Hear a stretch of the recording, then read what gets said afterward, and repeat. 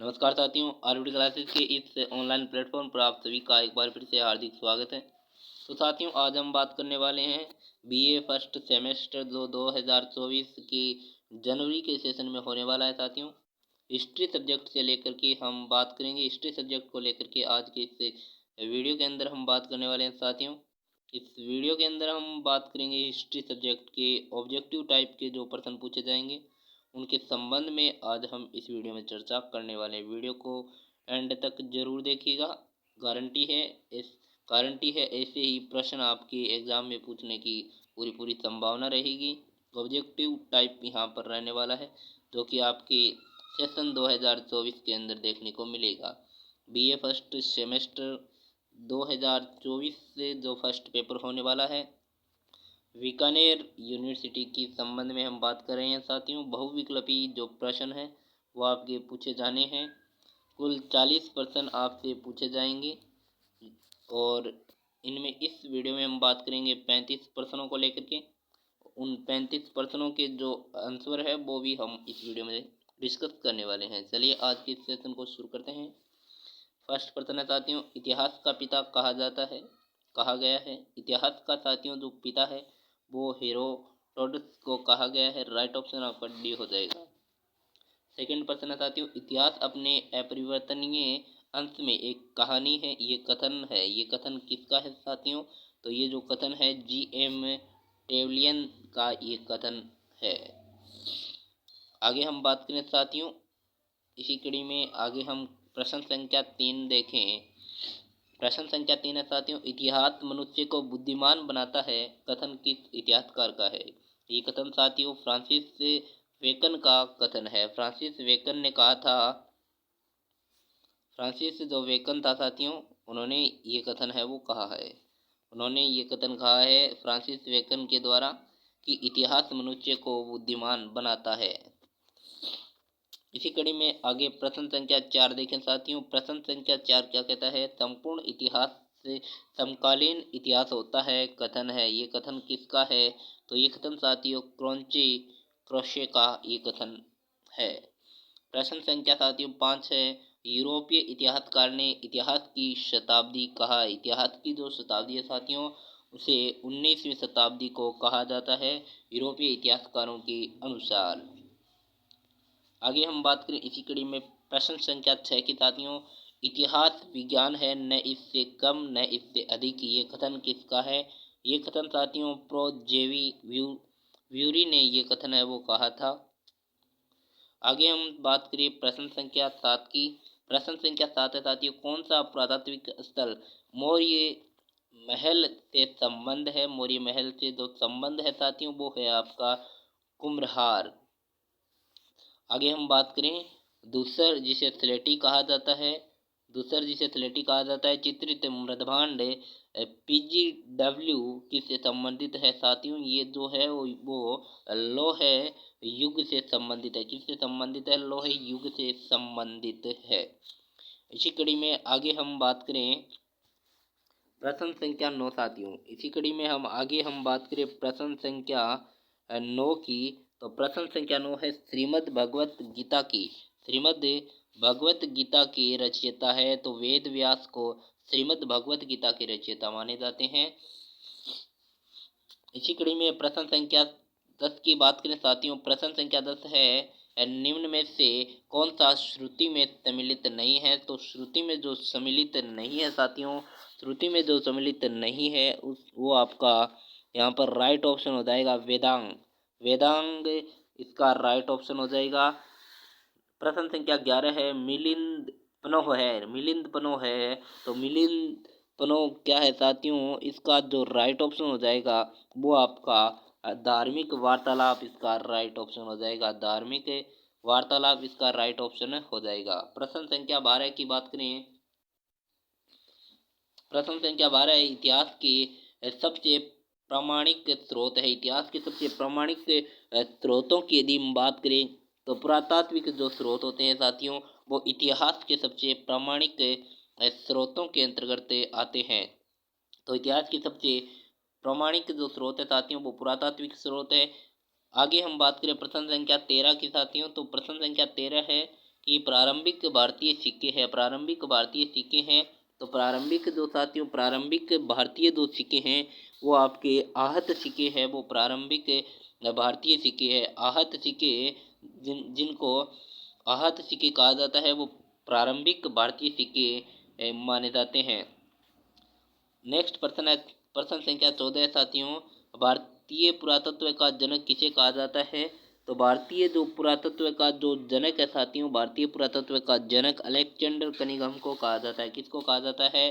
Alexander Cunningham को भारतीय पुरातत्व का जनक है वो कहा जाता है। प्रश्न संख्या 15 है साथियों, अर्थशास्त्र में कितने तीर्थों का यानी अधिकारियों का उल्लेख है? तो अर्थशास्त्र में है वो कितने अर्थशास्त्र में कितने तीर्थों का या अधिकारियों का उल्लेख मिलता है? तो वो साथियों आपके 18 तीर्थों और अधिकारियों का जो उल्लेख है वो आपके अर्थशास्त्र के अंदर देखने को मिलता है हमें। इसी कड़ी में आगे प्रश्न संख्या 16 है, हाथी गुम्फा अभिलेख किस राजा की है? हाथी गुम्फा अभिलेख है वो किस राजा की है साथियों? तो वो आपके खारवेल राजा के, किस राजा के हैं? खारवेल जो राजा है उनके है, खारवेल राजा के जो है ये हाथी गुम्फा अभिलेख है। किस प्रश्न संख्या 17 साथियों, किस प्राचीन भारतीय ग्रंथ को सप्तसहस्त्री संहिता कहा जाता है? तो इसका जो राइट ऑप्शन होगा साथियों वो आपका डी हो जाएगा। महाभारत है, महाभारत को साथियों महाभारत को है वो आपकी प्राचीन भारतीय ग्रंथ है एक, और इसको सप्त सहस्त्री संहिता के नाम से जाना जाता है। आगे हम बात करें प्रश्न संख्या 18 की साथियों। प्रश्न संख्या 18 है साथियों, भारत के प्राचीनतम सिक्के किस नाम से जाने जाते थे? तो भारत के जो साथियों प्राचीनतम जो सिक्के थे वो आपके आहत सिक्के के नाम से जाने जाते थे। ये प्रश्न हम पहले भी कर चुके हैं। आगे हम बात करें, आगे हमारा प्रश्न है नव सहसांक क्या है? नव सहसांक के रचयिता कौन है? नव सहसांक के रचयिता कौन है साथियों? तो इसका राइट ऑप्शन आपका ए हो जाएगा, परिमल गुप्त इसके रचयिता है। और आगे है लगभग 1400 ईसा पूर्व का वह अभिलेख जिसमें वैदिक देवताओं का उल्लेख मिलता है निम्न स्थल पर मिला है। किस स्थल पर ये मिला है साथियों? तो इसका राइट ऑप्शन हो जाएगा बोगज, जो बोगज कोई स्थान पर है वो ये प्राप्त हुआ है। प्रश्न संख्या साथियों 21 है, निम्नलिखित में से किसे प्राचीन भारतीय संस्कृति का ज्ञानकोश कहा जाता है? तो महाभारत को प्राचीन भारतीय संस्कृति का ज्ञानकोश कहा जाता है। इंडिका नामक ग्रंथ का की रचनाकार कौन है? तो इंडिका नामक ग्रंथ की रचनाकार है वो मेगस्थनीज को माना जाता है। ब्रह्मपुत्र नदी का प्राचीन काल में नाम था, तो ब्रह्मपुत्र नदी का लोहित्य जो नाम है वो प्राचीन काल के अंदर इसका नाम रहा है। आगे हम बात करें साथियों प्रश्न संख्या 24 की। तो प्रश्न संख्या 24 है, दक्षिण भारत में सह्याद्री पर्वत कहलाता है, तो वो कहलाता है पश्चिमी जो घाट है वो सह्याद्री पर्वत कहलाता है दक्षिणी भारत के अंदर। नेक्स्ट हमारा आगे इसी कड़ी में आगे हम बात करें प्रश्न संख्या 25 की। प्रश्न संख्या 25 है साथियों, भारत के उत्तर के मैदान में सप्त सिंधु के नाम से संबोधित किया जाता है, तो वो आपको पश्चिमी भाग को संबोधित किया जाता है। आगे इसी कड़ी में प्रश्न संख्या 26 है साथियों, भारत में प्रवेश करने वाली सबसे प्राचीन जाति मानी जाती है। सबसे प्राचीन जो जाति है साथियों वो निग्रेटो को मानी जाती है। निग्रेटो सबसे प्राचीन जाति मानी जाती है, जो भारत में प्रवेश करने वाली सबसे प्राचीन जाति है। आगे हम बात करें प्रश्न संख्या 27 की। प्रश्न संख्या 27 बताते हैं, दक्षिण भारत में नवपाषाणकालीन सभ्यता का स्थल है। नवपाषाणकालीन जो सभ्यता का जो स्थल है साथियों वो आपका बेलोरी कर्नाटक के अंदर पड़ता है। बेलोरी कर्नाटक के अंदर ये स्थल देखने को मिलता है।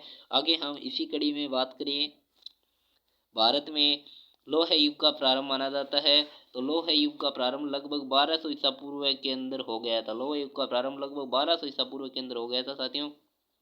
प्रश्न संख्या 29 है साथियों, प्रश्न संख्या 29 यहाँ पर दिया गया है कि कार्लाइल ने भारत के किस क्षेत्र के महापाषाणिक संरचना का उल्लेख किया है? तो वो किया है आपके देवास का उल्लेख देखने को मिलता है साथियों। प्रश्न संख्या 30 है साथियों, निम्नलिखित में से किस धातु का प्रयोग हड़प्पा संस्कृति के लोग नहीं करते थे? तो वो आपका लोहा है, उसका ये उपयोग नहीं करते थे। निम्नलिखित में से किस हड़प्पा स्थल से टेराकोटा हल की प्राप्ति हुई है? तो साथियों रोपड़ से टेराकोटा हल की प्राप्ति हुई है। प्रश्न संख्या 32 है, धोलावीर की पहचान है। धोलावीर की पहचान ये है साथियों कि जो धोलावीर की पहचान है स्टेडियम इसकी पहचान है। प्रश्न संख्या 33 है, हड़प्पा सभ्यता का बंदरगाह था। हड़प्पा सभ्यता का बंदरगाह था वो आपका लोथल इसका बंदरगाह रहा है। प्रश्न संख्या 34 है, हड़प्पा सभ्यता की किस स्थल से जुते हुए खेतों की प्रमाणिक जो प्रमाण प्राप्त हुए हैं? तो वो आपके यहाँ पर कालीबंगा के अंदर ये प्रमाण प्राप्त हुए हैं। आगे है, वर्तमान भारतीय जीवन का वह क्षेत्र जो आज भी सिंधु घाटी सभ्यता से प्रेरणा ले रहा है। तो वो आपका हो जाएगा धर्म इससे प्रेरणा ले रहा है अथवा में यहाँ पर दिया गया है।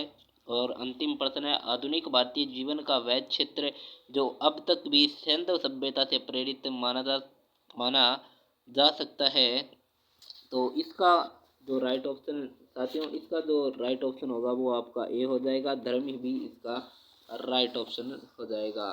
तो धर्म इसका राइट ऑप्शन हो जाएगा। तो कैसी लगी आज की ये क्लास? इस क्लास को कंटिन्यू रखें तो आप कमेंट बॉक्स में बता दीजिएगा। आज के इस सेशन को यहीं पर समाप्त करते हैं। जय हिंद, जय भारत।